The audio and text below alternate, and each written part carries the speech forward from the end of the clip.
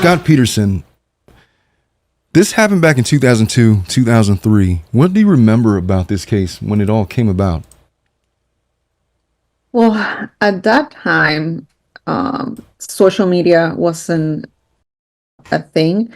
I remember that my mom used to be subscribed to the Inquirer, to Yeah. the Inquirer magazine, and she was obsessed with getting the magazine to see what was going on with that case. And I remember like reading, just sitting and reading about it, and it was like scandalous. And I Well, mean, back then, I mean, you're talking about 22 years ago. yeah, Dominic was not even born, or was he?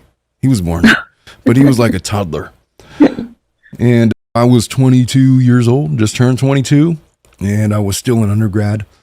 And it was around Christmas Eve of 2002 where Lacey Peterson, it was like this perfect made for TV event where he has Scott Peterson, like the movie star, good looks, his wife with the movie star, good looks. And she goes missing. She's pregnant by like 7 or 8 months. She's about to have this child. And then this whole story breaks. It was Christmas Eve. She's reported missing from the Petersons' home in Modesto, California. And if you remember how that all came about, Scott's story was always that, oh, so that day I was going to go golf. And then that changed to, well, I'm not going to go play golf. I'm going to go fishing off the marina. And then he takes this 14-foot fishing boat. Consequently, Lacey was found washed ashore in that marina, maybe yards away from where they found Connor, the unborn child. And the way that they found her body, if you recall, is that she was weighted down with 5 makeshift concrete blocks that were attached to all of her limbs, her head, both of her arms, both of her legs. And so she sunk to the bottom of the marina. She sat underwater for a period of about 3 to 6 months. It was the estimates from the autopsy reports. And when they discovered her, they didn't discover her intact. It was basically her torso. They found young Connor with his umbilical cord still attached. And everything, pointed to, well, all right, so Scott's story is he's going to go fishing on the marina, but before that, he's going to go play golf. And then he had a mistress, Amber Frey, and we just covered the whole Christopher Watts case. And, the parallels between that case and this one are striking.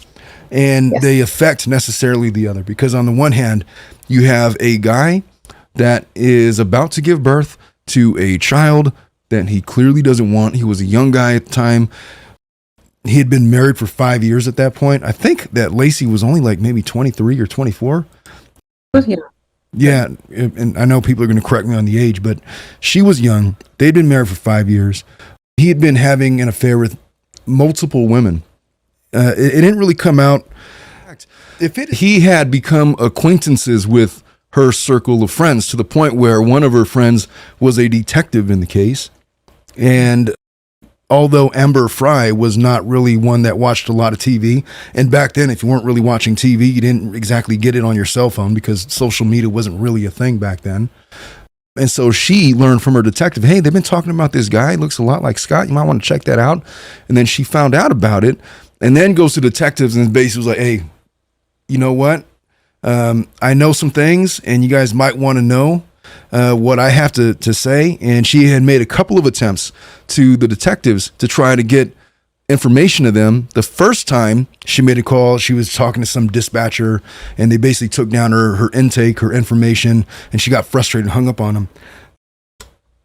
She called back a second time, I think it was like the next day or two after, and actually spoke with an actual detective on the case, and they, went down there and got all that she had to offer.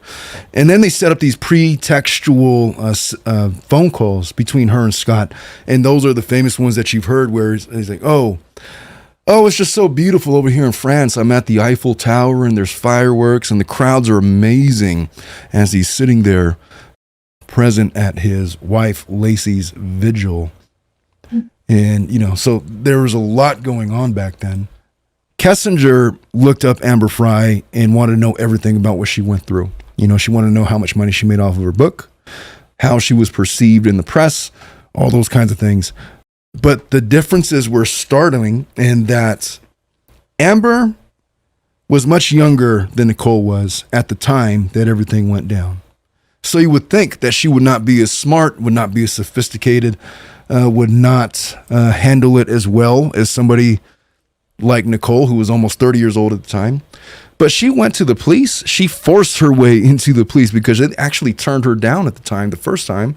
Then she's speaking with the cops, and she's basically wants them to know everything and anything and everything there was to know about their relationship and what she could do to help. And then she participates in the investigation into Scott, and ultimately her pretextual phone call was played in court and used as evidence and helped in securing the conviction against Scott initially back in 2004. But moving along, Scott Peterson was arrested in San Diego as he was probably fleeing to the southern border, San Ysidro. I was just there, as a matter of fact, to try to get away. And if you recall the pictures, the photographs, Dominic, I'm sure, is going to be throwing up a graphic here, but he had like this bleached blonde hair, like almost white, like that would have been so of the times. The bleached blonde look. And he was a brown-haired man, dark-haired man. And he gave a couple of different reasons as to why that was. The first reason was, I was just trying to stay more anonymous because the media has been trying to get their hooks into him for quite some time. And, you know, he could have just stuck with that and it would have been fine. But then he says, well, I actually went in the swimming pool.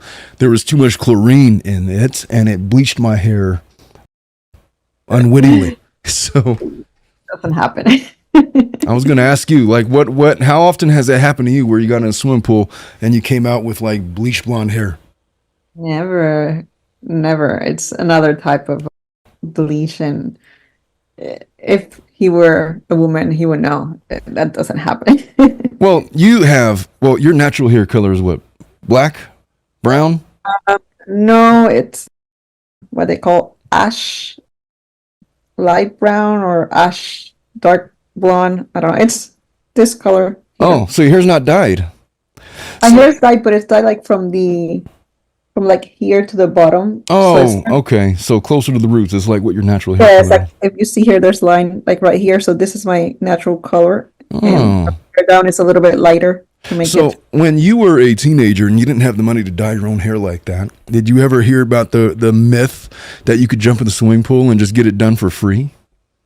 No, I mean, that means that if right now I wanted it blonder, I can just go into the pool and just sunk my head in there and be like super blonde like Lady Gaga. No, that doesn't Like Lady Gaga. Well, there was no reason for him to say that is the point. Like I would have bought the first explanation that, Yes. hey, I've been hounded by Diane Sawyer, by a current affair, I think was a thing back then. Dan Rather wants to talk to me. Dateline NBC. Could I just get look, I'm trying to find my wife who's gone missing. And so I grew a goatee and bleached my hair because I don't want to be recognized as Scott Peterson. And it was like, okay.